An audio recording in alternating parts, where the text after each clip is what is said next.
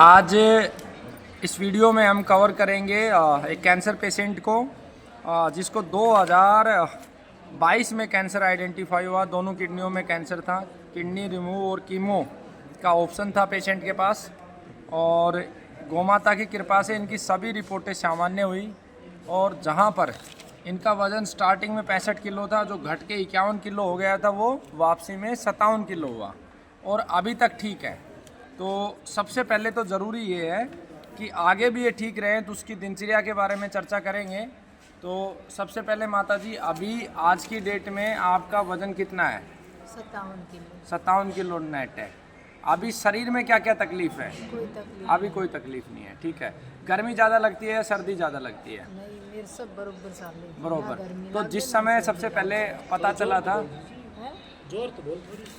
जिस समय पता चला था उस समय शरीर में क्या क्या तकलीफ़ थी? जो दर्द तो यहाँ पे दर्द था, और यानी कि पीछा किडनी लग के रहा। कैंसर में जिस जगह पे किडनी है आगे और पीछे पीछे। ये लक्षण होता है। दोनों जगह दर्द था। दोनों दर्द। अब दर्द है उस जगह पे? अब नहीं है। अब नहीं है, ठीक है। हो तो बताना भी है। अब आपको क्या करना है, क्योंकि आपको 2022 में था, तो 2027 तक पूरी संभावना है कि ये रिपीट हो जाए।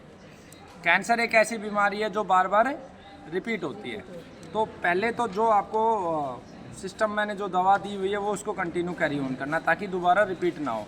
दूसरा, खाने में इन 3 महीनों में जो प्राथमिकता आपको देनी है, रोज़ाना आपको इस 1 महीने में आपको जौ की राबड़ी ज़रूर प्रयोग करनी है, हाँ, ठीक है ना।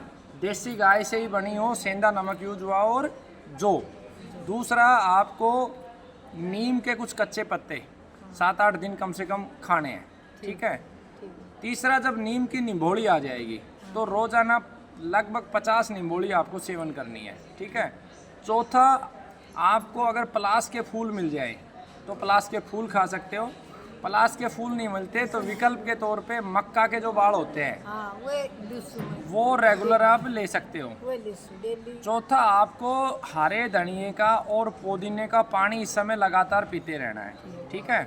उसके बाद आपको जो साँटा है, हाँ, अब 1-1.5 महीने के बाद साँटा उगना शुरू हो जाएगा। कपास के अंदर उगेगा सबसे पहले। हाँ, तो ऐसे खेत से जहाँ यूरिया डीएपी ना डलाओ, ऐसे खेत से साँटी को सब्जी भी खानी है, रायता भी खाना है, और साँटे की जड़ को पत्थर पे घिस के भी आपको लेना है।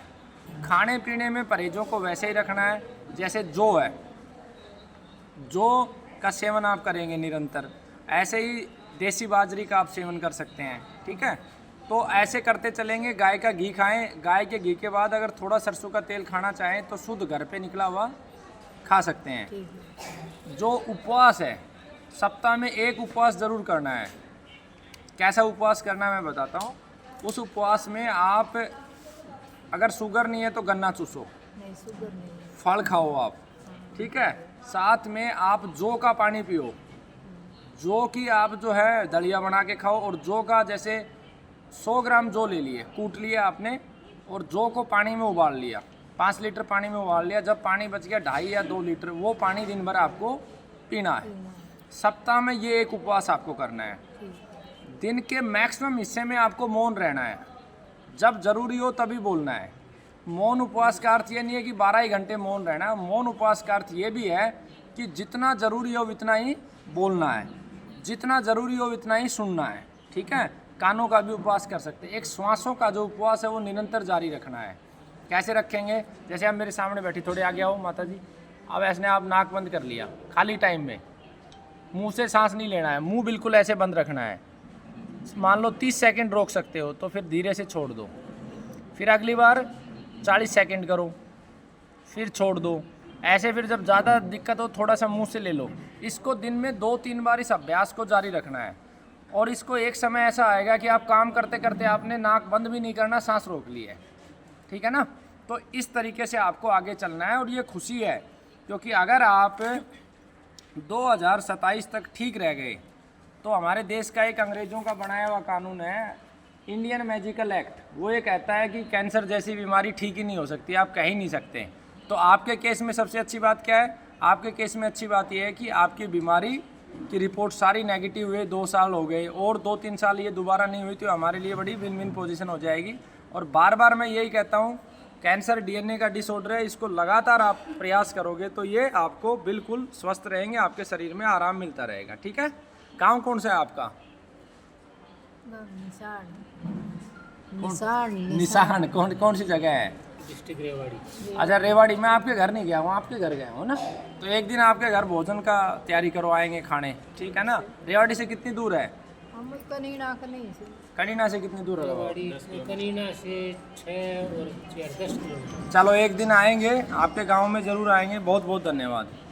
और एक काम और कर सकते हो, पुनर्नवा का लेप और छोटे गोखरू को बिल्कुल बारीक पीस के, जहाँ किडनी है उसके आगे हिस्से में और पीछे हिस्से में सप्ताह में 1-2 बार वो लेप भी करें। ठीक है।